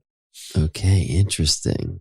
Oh, I had a question. So recently, I had the opportunity to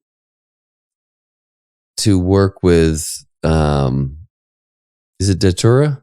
The Wow. devil's. Wow. No, but be careful. No, no, no, no, not in the way that I slept with Yeah. the flower underneath the pillow. Yeah. Wow. And to be fair, it was on the back end of doing some medicine. Mm-hmm. And so in those moments, like there are days where the dream time is off the charts. But this one felt different. And this is what was different for me. I probably got up 6 or 7 times that night to go to the bathroom. And each time I got up, I didn't have a full bladder. Mm-hmm. But I would wake up and I would pee like a third of what I normally would. Right. Be fully awake, which I usually just kind of stumble into whatever and going back. And then I would drop right in. And there were like probably 8 or 9 dreams that I remembered very clearly. And they, not to try to make meaning of everything, but there was also, they were much more real in the sense that there was like, oh, this is what I'm meant to kind of take away from this one, where generally it's like, I don't know what the fuck that was. It was a cool dream or it was a scary dream or whatever, but it was very different in that sense. And have you had experience with that plant, sleeping with it like that, or? No, but that sounds amazing. It's a really powerful medicine, and that sounds like a cool way to work with it. I've had that experience of that type of dreaming though, where I'm able to like be wide awake and waking up often throughout the night, and then having really specific types of dreams. And yeah, usually after having done like mushrooms or something and have had a profound experience, it just sort of bleeds into like that way of being. But yeah, I mean, Datura is a super dangerous one to work with as far as like actually doing it the way Carlos was given it. Yeah, I've heard when I first seen it before, I didn't know what it was, and one of the brothers was like, "Oh, this is it." And just so you know, my uncle worked with that and went crazy. Yeah, big time. And others around were like, "Yeah, you literally do not want to fuck with that." And then like, but this is a way you can work with it. It's very safe and cool. Yeah. But beyond that, there's. Yeah, that's a female spirit in that plant. And she likes to take men as slaves. So she'll basically hijack their lives if you're not powerful enough to handle it. And Carlos was powerful enough to handle it. Don Juan could handle it. If you have a teacher that understands it, but I know people that get pinned to the ceiling for like, days. What's that look like? Yeah. I mean, they're just in a dream and they can't get out of the dream. And in the dream, they're being pinned to the ceiling. And it's just like it's torture. Oh, you can't wake up. It's what do you call it? Where you sleep paralysis? Yeah. Yeah, it's a real thing. It can happen without drugs. It's a beautiful plant too. Beautiful. What they call it, the devil's trumpet, the devil's weed. I mean, it's. Yeah. I know people that grow cannabis nearby the datura, and then the cannabis is taken over by the datura just because of its being so close in location. So then the cannabis starts to become changed and starts to have a different effect on the people, and they become like caught in a cannabis relationship that's like toxic because the datura is like using it to control them through the cannabis. Oh. So their addiction to it becomes so much more. It's not really like a typical cannabis relationship where they like have to smoke it and they are like obsessive in a way that's different. Like it's one thing to be a heavy cannabis smoker. But it's another when it's like you literally are like in a terror, like if you can't get to it, and they don't get the same benefit from like going and buying it from somewhere else. They need that particular. Oh my gosh, that's interesting. Yeah. Dude. Yeah, she's a powerful teacher though. I mean, if you could handle and wield her power, like that's old sorcery, like they used to be, the datura was a big deal. Don Juan used to be into all kinds of power and crystals and stuff. And then he found peyote. And then he became like a very humble old Indian, and the peyote taught him a much more harmonious way of being. And so he kind of extracted himself from power and moved toward freedom. So Mescalito is a very powerful guide, a male teacher. And Carlos had a really magical experience with peyote and was shown to, and that's what Don Juan was shown, was through Mescalito, was to teach Carlos, because Carlos had such an intimate breakthrough with peyote. So you give some apprentices, you give them medicine and to see what their relationship with it, and then the sign or the omen will come as to whether you should teach them or not. It's the old signs. It's different than just trying to figure it out in the head, which has been so fascinating to shift. Yeah. Would you say that way of being was just fostered very early on, like when you got into that work in your early teens, or was it before then? Like when did you feel like you were just like tapped in, or were you always like that and you're like, I don't know what it's like to not really be tapped in? Yeah, I mean, when I was 13, the first thing I took was LSD, and the moment it hit, I was like, "Oh, this is how we're meant to live. This is it. We're not meant to live the way I've been living." And it was a really beautiful moment of just being in heightened awareness and knowing that I realized it wasn't the LSD. It was just that the LSD lent me the energy to move my perception to the place where we're naturally meant to live. But something has gotten a hold of us. I sensed that everything wasn't natural, that we're being interfered with. And, I didn't live in that peaceful, harmonious state very long. I just started taking a bunch of it and misusing it. And, but years later, I was able to sort of return to that moment and then sort of go from there. But I've always had really strong intuition. I was always a little ahead of the game as far as people my age. I was always hanging out with people much older my whole life. And I was intervened with by really powerful people throughout my life, people that would show me a type of power that wasn't familiar to most people. It was kind of dark typically, but people would show me how to manipulate and kind of invite me to almost be like to misuse or to mistreat people. And I always was careful and turned it down.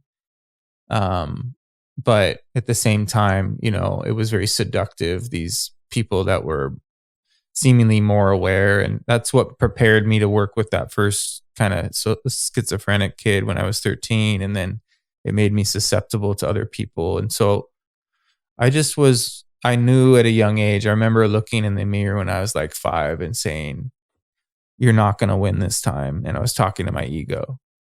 I knew that this place is like the ego can control you and that there's a way to not let it have control. So that was a profound moment that I recapitulate. Wow. Yeah. Okay. One last little piece here. Cool. I heard you talking about this with Alec on the podcast y'all did, and it was around, how can I say, like the female role in today's society, which is, you can imagine trying to be careful with the language, but I know you don't care and you'll articulate it properly, but like they're being told that they're supposed to be doing this certain thing, and in a lot of cases it fights against what their intuition is telling them of what their body spirit wants. And so I'm curious just to explore that.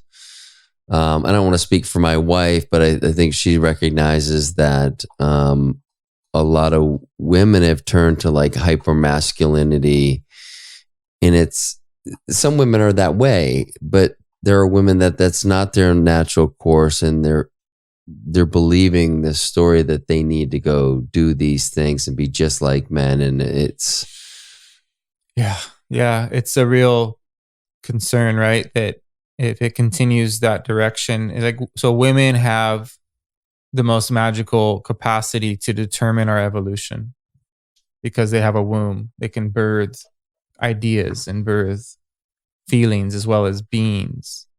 And so it's a real hijack that women are trying to keep up or compete in a male world.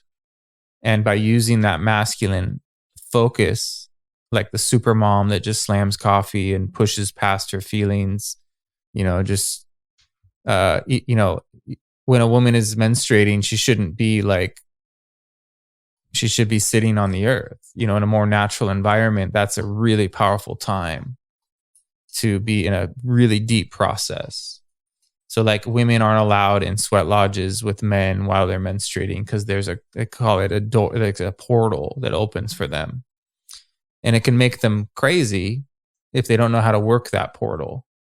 So women are meant to be provided for and raising kids and, in a sacred environment where they're intending for their husband to have they're praying for him and sending energy his way so that he can be successful to provide for the family. But she should be in an ideal situation, not out in the world having to like be competing with men and having to like push past that and the feeling of needing to rest, and like women are meant to dream and have visions and to see energy and to be intuitive about how to raise their kids so that they're in a deep state of connection.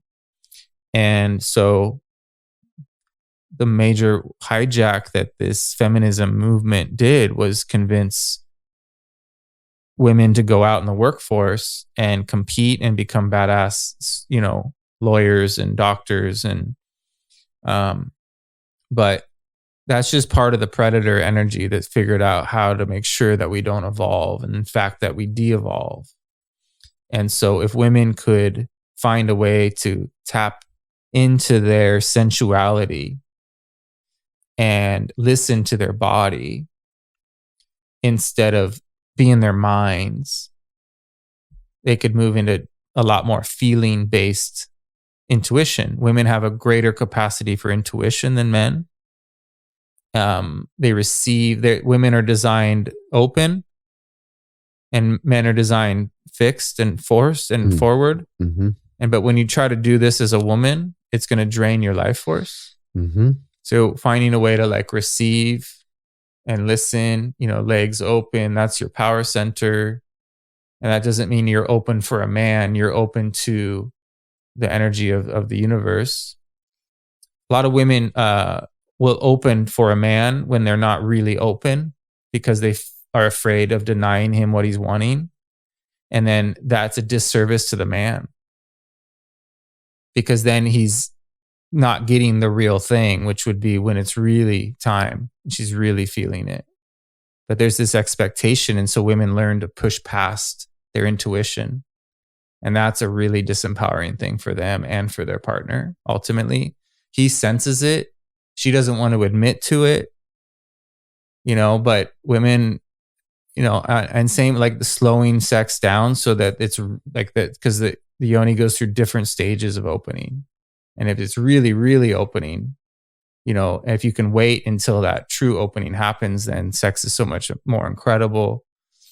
And unfortunately, there's just the conditionings. A lot of women don't know that about their own bodies.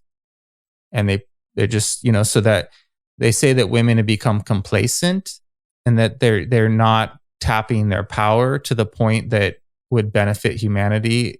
So they don't really acknowledge how gifted they are as dreamers. So women have an advantage when it comes to shamanic dreaming.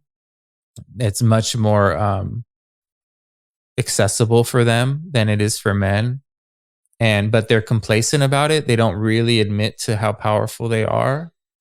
And so they just sort of kick back and like just accept things as they are. But if women could really, become aware of the power of the womb, then they could activate the secondary function of the womb, which is to dream forward, have vision as to how to collectively intend for a much more magical world for their children and for their female, like women compete with each other, called the women's union, where they're just kind of jealous and not quite friends, even though they are friends. And there's like this kind of background of, either putting yourself above or below. And that happens with men too, but not as this is more subtle and subconscious with women. And so women need to be able to be women be together and be co-creating and really being honest with their feelings, really being in their sensuality, not for a man, but for their sexual energy to be saved up and utilized in a way to heal themselves. Same for men. Men need to go through a period of celibacy where they purify their sexual energy so that they're not in like routine, but they're in a more magical spontaneity around how they express their sexuality. But especially for women, it's so important to be honoring, their body and what it's communicating rather than in their minds. And so some women are hypersexual as a means to avoid that, and some women are super shut down. Mm-hmm. Obviously, the goal would be to find the balance where you're not pushing past your armor by trying to have so much sex that you're, not really honoring the sacredness of it. And then the other side is like if you're super armored, and you're turned off, right? We talk about turn on. Well, if you're turned off, then your power is shut down. Mm-hmm. So a lot of women have turned off because they're sick of being looked at. They're sick of being wanted. And so they've shut their power center down. But it needs to be alive in order to co-create realities, in order to be dreaming and having vision and clarity. So it's just a real hijack, and it's just a matter of time before more and more women realize this and start reclaiming their power. And hopefully they can do it without getting bitter toward men, right? But they need to take their energy back in a way that is for a period of time where they're not so accessible and it's more sacred. And it's just a matter of listening and finding that way forward. So I work with a lot of women as helpers to me, just to become more conscious of my wounding and what my blueprint is with desiring access to a woman, so that I can really move into a much more conscious relationship with a woman who's also become conscious of her wounding. Mm. And if more and more couples do this work, the 100th monkey thing kicks in, and it starts to wake up the potential for how that relationships can actually heal the world. But if we push past our intuition and aren't being super honest about the triggers that come up when you're exchanging power with somebody, because there's going to be when you exchange power sexually with someone, the closer you get, the more vulnerable you get. Mm. And the more any wounds that aren't resolved from childhood or previous sexual partners, they're going to surface. You're going to feel each other's unresolved stuff in the field. So finding a way to speak to that stuff and not sweep it under the rug. So women actually can save us by not shutting down and not just opening for men. Mm-hmm. It's got to be like this real delicate dance of listening in each moment. And the yoni's designed to be like a flower where it opens very slowly and carefully, and that intuition on how to get back to that power as a woman is, how she really becomes truly powerful in a feminine way, rather than trying to be powerful like a man, which is I can do anything a man can do. I can keep up with men. I can run a marathon. I can do all this physical stuff. it's just not ideal. And that doesn't mean any disrespect to women that are really into being athletes or being badass lawyers. It's beautiful. Women are beautiful when they're in their power in any way. But what we really need is feminine power. You can still be the lawyer and the athlete, but do it in a totally different way than you've been doing it, and it'll flow so much easier. But it's going to be messy to make that transition because you're used to pushing, and it's the opposite. It's like trusting and listening, not discipline. It's impeccability. I love that. Well, I'm glad I asked. Just as it pertains to my life, and I'll just say, without really going into the kind of the details, but my wife Peyton is like super tapped in, and I think she's just, the other night we had a moment where she was sharing a story with a friend there, and he's like, I've heard a lot of stories about this. I've heard from people that I trust that they're telling the truth about these mystical experiences. Yeah. And he's like, I'm way more interested in the way you told that story. There's like a lot of truth in how you expressed it. And I think she's just, she hasn't surrendered to the fact that this is a power she holds. Right. And so it's just kind of, it'll be interesting to see, how she does with that over time. Yeah. Oh, it's beautiful. We're not meant to be any different than we are right now.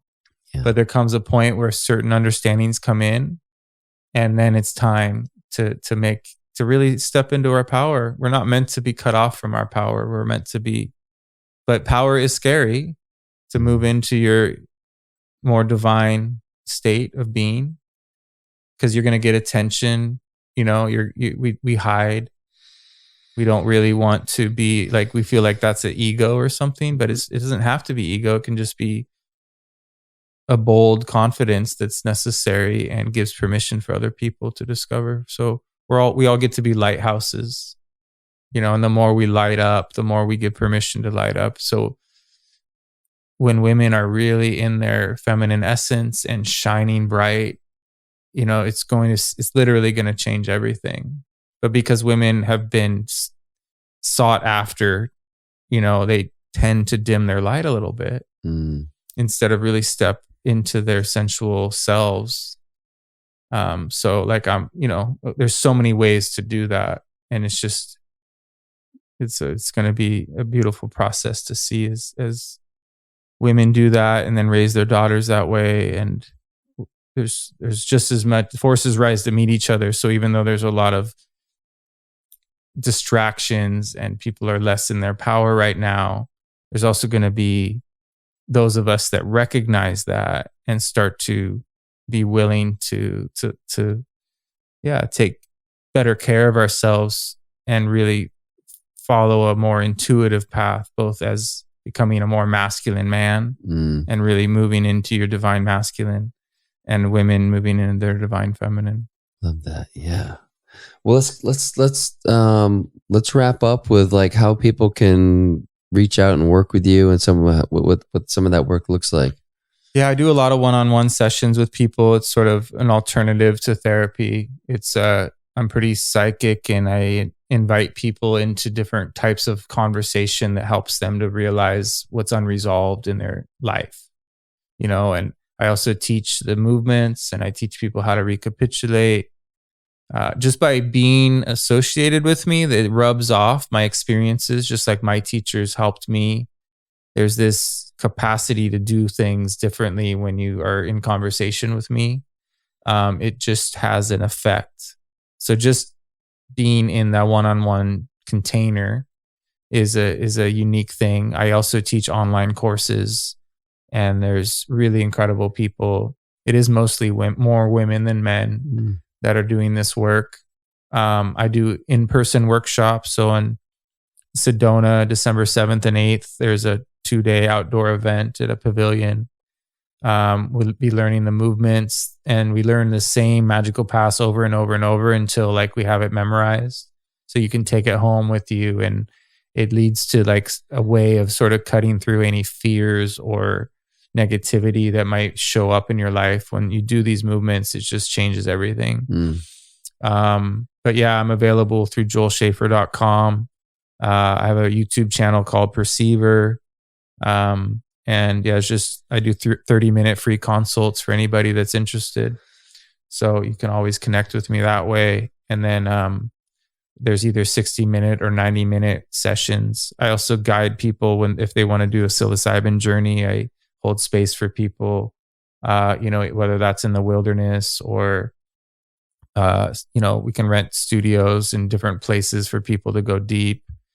But that's really powerful work to do, is take a journey with me. And I'm sober, and, they go in and I hold space for that process. And it's different than the way most people are doing it. It's more of a Toltec way of it. But ultimately, there's recorded courses as well on my website, and I'm on Instagram as joel.schafer, and going to start going live a lot on YouTube and on Instagram. So there'll be opportunities to just join those lives and ask questions. And yeah, just reach out. Amazing. Yeah. Thank you. Yeah, dude. Thanks for being here. Glad we did this. Me too, brother. So good. Hell yeah. More to come. Yeah. Awesome.